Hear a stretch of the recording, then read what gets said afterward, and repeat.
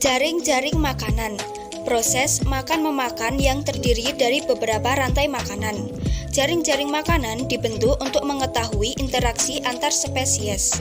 Contoh jaring-jaring makanan yang ada di ekosistem kebun. Di ekosistem tersebut ada beberapa organisme yang tinggal, di antaranya ada bunga sepatu, ulat, burung pipit, elang, sawi, belalang, katak, dan tikus. Masing-masing organisme tersebut memiliki peran, antara lain bunga sepatu dan sawi sebagai produsen, ulat, belalang, dan tikus sebagai konsumen satu, burung pipit, katak, dan elang sebagai konsumen dua, dan yang terakhir, elang sebagai konsumen tiga. Peran organisme tersebut diketahui dari rantai makanan yang terjadi di ekosistem kebun. Rantai makanan yang terjadi di antaranya 1. Bunga sepatu, ulat, burung pipit, elang. 2. Sawi, ulat, burung pipit, elang. 3. Sawi, belalang, burung pipit, elang. 4. Sawi, belalang, katak, elang. 5. Sawi, tikus, elang. Di dalam rantai makanan itu juga terdapat interaksi yang terjadi. Di antaranya ada simbiosis parasitisme.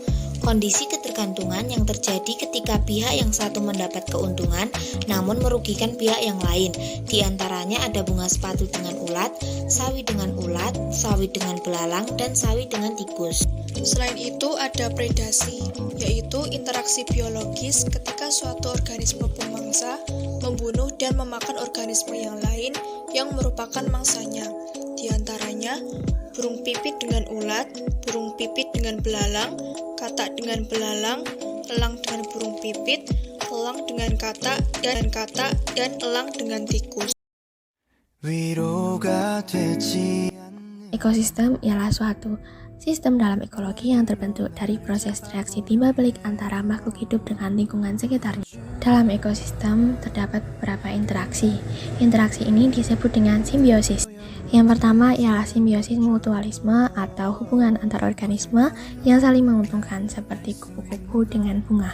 Yang kedua, simbiosis komensalisme ialah hubungan dua organisme yang berbeda. Pada organisme yang satu diuntungkan sedangkan organisme yang satu tidak terpengaruh. Contohnya seperti anggrek di pohon mangga. Selanjutnya, simbiosis parasitisme atau hubungan antar organisme yang hanya menguntungkan salah satunya, sedangkan organisme lain dirugikan, seperti ulat yang memakan ayam. Yang terakhir ialah simbiosis amensalisme, atau salah satu organismenya diuntungkan sedangkan organisme lainnya tidak terpengaruh apa-apa, seperti rumput tegit dengan tumbuhan lainnya. Ekosistem kebun ialah sistem ekologi yang terjadi di kebun dan merupakan ekosistem buatan.